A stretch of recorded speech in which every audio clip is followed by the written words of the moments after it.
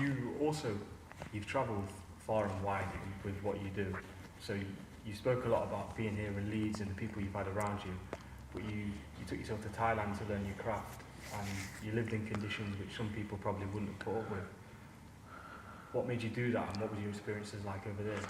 It was after my 30th fight. I went 29 fights unbeaten, and my 30th fight I fought a Thai champion, and he was like elite level, top level. I'd never fought anyone that good. I'd fought a few Thais before who were good fighters, and I'd stopped them, but I'd never fought one of the best of the best.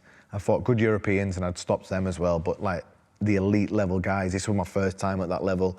I was 18, I'd been to Thailand once myself, I'd not fought there, I just stayed there for 3 weeks just to do a bit of the training and stuff. And in round 2, I knocked this guy down with a left hook, and I just thought, oh, he's just same as every other fighter, I'll finish him off now, and that's that. I went in to finish him off, he survived the round, and then he got up, and in round 3, 4 and 5, he destroyed me. And I mean, he just wiped the floor with me. I remember when I dropped him with the left hook, his eyes rolled into his head, and then he came back up and he started smiling at me, and he didn't have a gum shield in, and he had blood all over his teeth. And I thought, this guy's crazy.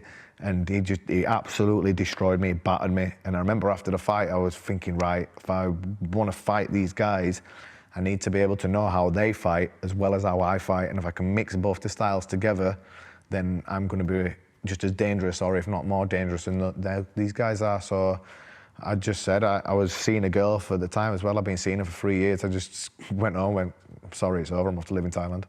And that was it. She was devastated, and I said to my mum, I said, Mum, I'm off. That's it, and just went 2 years.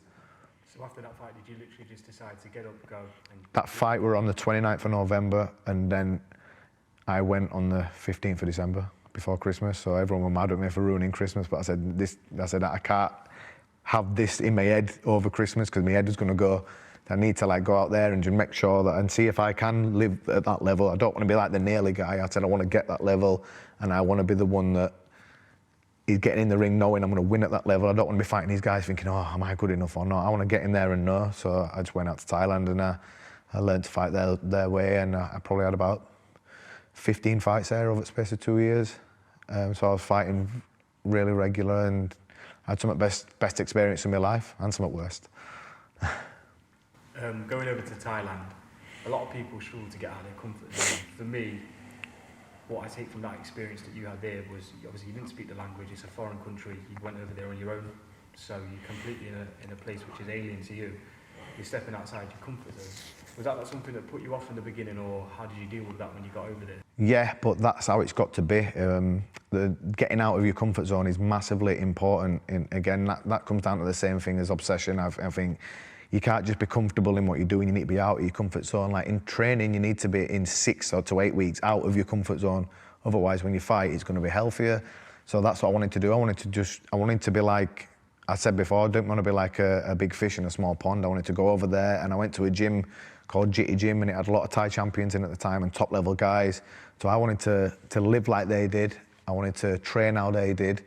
And for the first like 3-4 weeks until I got used to it, it were hell. I was living on a mattress on the floor, just like the Thais did. And I said to them, just treat me how you treat anyone else.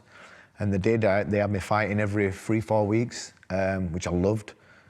But yeah, it got tough at some points because I was out there fighting for money as well. I was only 18 when I went. I'd not had too much money saved up. I just went out there and I was fighting for money. At one point, I was like, I'd be running low on money. If my body's a bit banged up and I'm injured, it didn't matter. I had to fight. You either fight or go home.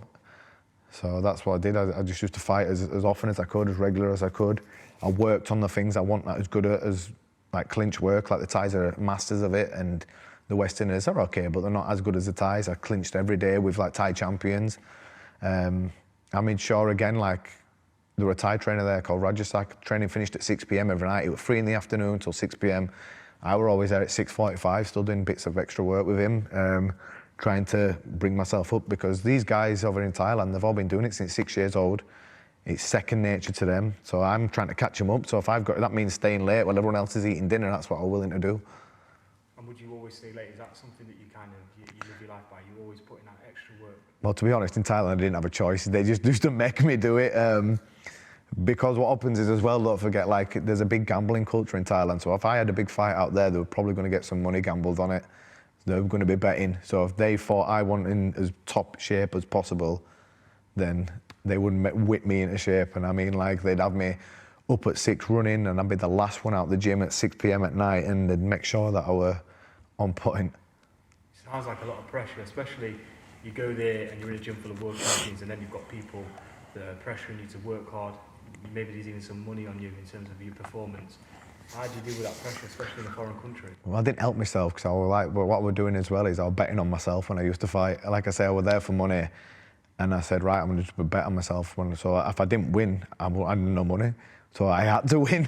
I had to win. But at one time I bet on myself, and the whole gym bet on me, and I lost.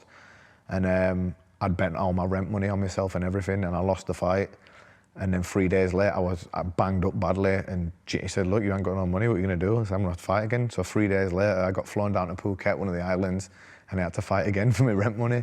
And I won that fight by knockout in round 3, because the fighters in Phuket, luckily enough, for me, they're not as strong as the Bangkok guys. The Bangkok guys are the elite of the elite. That's where Muay Thai is the capital in Bangkok. Luckily, I went down to Phuket. I still got a decent wage, and I paid my rent for 2 months then. But yeah, to fight 3 days after having a really hard fight, I lost on points. And then to go down there and have to do it again 3 days later was not nice. You said that you had to, basically, you had to fight to live. So there's a big difference between fighting because you love the sport, but you go over there 18 years old and you're fighting to live. It's a lot of pressure to deal with. You said that you slept on a mat on the floor in the gym. When you say that, is it literally a mat on the floor? Yeah, just a mattress. Yeah, it's like a mattress thrown on the floor. It's what all the Thais slept on, and like I said, I wanted to do it the way they did, so that's what I did as well. But after about 6 months, I just couldn't take it anymore, so I just moved out then into a bit of an apartment next to the gym.